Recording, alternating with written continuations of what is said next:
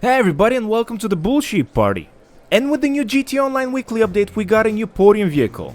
And more specifically, we got the DR1. One of the new vehicles Rockstar released in the summer update just a couple of months ago. And in this video we're gonna be taking a closer look at it.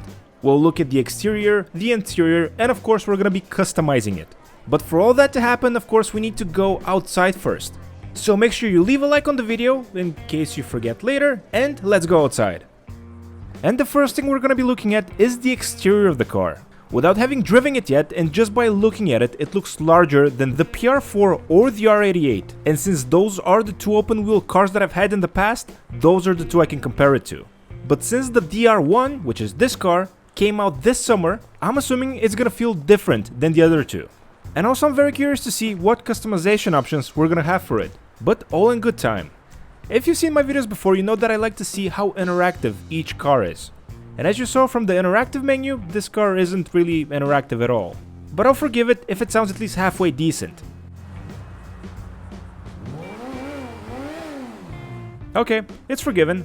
And I also want to say that I really like the way the interior looked. And even though we are dealing with an open wheel car, which should mean that it's a rear wheel drive, but in 2020 appearances are deceiving, so it's better to check than to be sorry. But it is a rear-wheel drive car and it does feel very good from the two turns that I've made with it.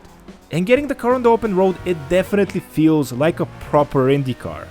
I haven't driven the PR4 or the R88 in a while, but this one just feels faster. No, wait, that's a lie. I literally just drove the PR4. I had to sell it to have money to customize this one. And after selling it, I sold my Stallion as well, just to be on the safe side. Oh. Anyway, back to action. So, full disclosure, I did drive both the PR4 and the R88 prior to having driven this one. And I must say that I haven't seen any performance numbers or seeing which one is the fastest, but this one definitely feels much faster than the other two. That and it feels like the tires are made of glue. And that almost compensates for my incompetent driving. I said almost. But yeah, I have to say, I can't see one negative thing about this car, even in its stock version. Well, maybe one. You know those things, those bright, shiny things that all cars have on the front of them? They sort of act like lanterns for the road, so you can see better at night. Well, this being an F1 car, it doesn't have them. Yep, it doesn't have any headlights. And yes, I know that's a problem throughout the open wheel series cars, but it is a problem that I have with all of them. But that aside, it's time to go into Los Santos Customs and customize. You guys should know the drill by now. The first thing that I do as soon as I walk into Los Santos Customs is, of course, after repairing the damage that I've done to the car, driving it here, is upgrade all the performance options first. This way nothing gets neglected and nothing gets forgotten in terms of performance. Except true armor. Nobody likes you. And as I'm making my way through all the options, I'm noticing that there are a lot of things that I didn't see on the other F1 cars. So this is gonna be a fun one. And the first thing we're gonna be customizing is the bodywork. And in my opinion, it's nothing special, so hopefully the next customization options are gonna be better. And I'm happy to say that the front wheel options are all, in my opinion, very interesting. I especially like this fin look that the DR1 is going for.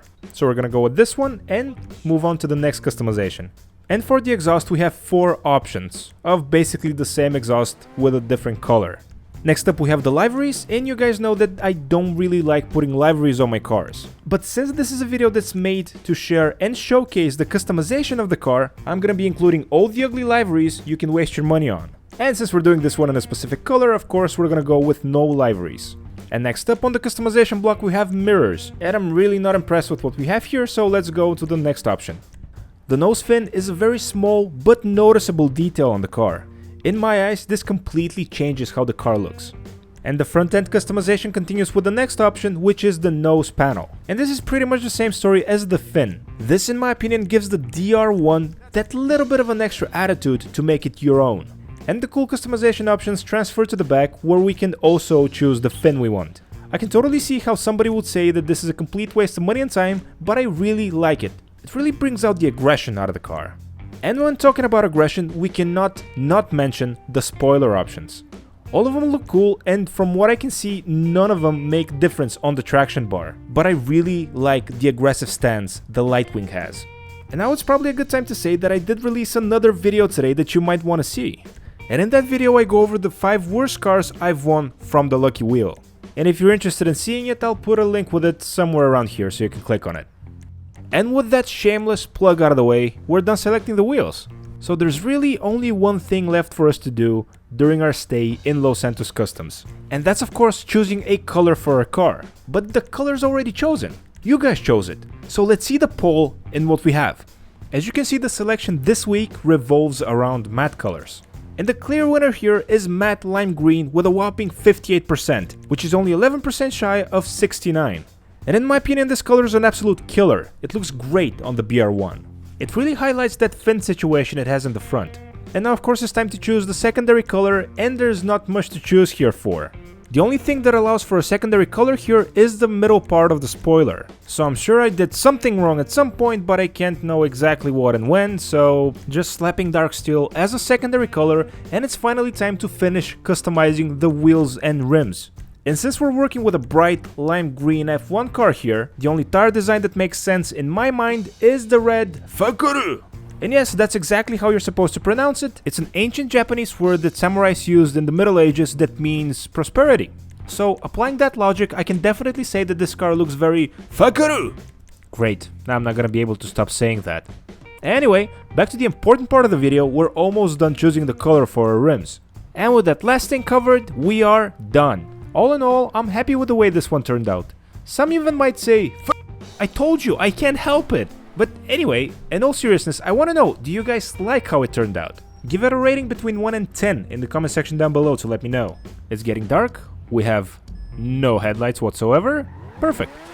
And straight off the bat, I don't believe I even need to say anything. The performance here is evident and it's insane. And even though for PlayStation 4 we don't have real-time reflections in the rearview mirrors, I'm sure this is gonna be great looking on PC. And back to the car, it just feels amazing. The shortcomings of first-person view is that you can't see anything around the corner. That's my story and I'm sticking to it. And oh yes, something that we didn't discuss about this car yet. And of course we haven't. It's not visible because I have my HUD off. But to make a long story a little bit shorter, this car has Regenerative Boost. I should mention that this is not exclusive to this car, but exclusive to all open-wheel class cars. And now you can see the small yellow bar on the bottom left-hand side of the screen, right below the map. This is our Regenerative Boost indicator. It recharges itself when you're not pressing the gas pedal. It recharges faster if you're pressing on the brake. So it's basically a really cool way to get back energy that you lost when you're cornering and you're hitting the brake so you don't crash into something, like I usually do. Driving this car right now reminds me of a video that I did a couple of months ago, where I took my PR4, then my only open wheels car, and did a lap around the map. I'm gonna link the video right here in case you wanna watch it, but I'm curious, genuinely curious to see if this car can do it faster. And let me know in the comment section down below if you wanna see it, because if a lot of people wanna see it, I'll probably make it. But back to this one, and it should really come as no surprise that I can't use enough superlatives to describe it. The regular sell price of this car is $3 million, and I have to say that if you paid $3 million for this, great! I wouldn't be upset paying $3 million for it. It's a great vehicle.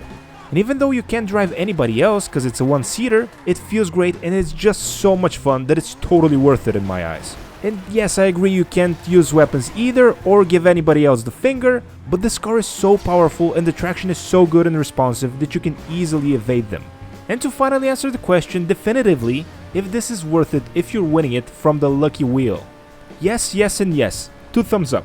Even though I seem to like most of the cars from the Podium, this is in a whole nother category. It's really awesome of Rockstar for releasing this vehicle as the Lucky Wheel Podium car this close after it was released. So what you need to do right now is go and win it and have fun with it yourselves. And with that, I believe we are out of things to talk about. Thank you so much to everybody who watched the video, hopefully you liked it, and if you did, please consider leaving a like if you haven't done so already. Subscribe if you're not yet a subscriber, and I will catch you in the next one. And this is the result of me driving the car the entire day.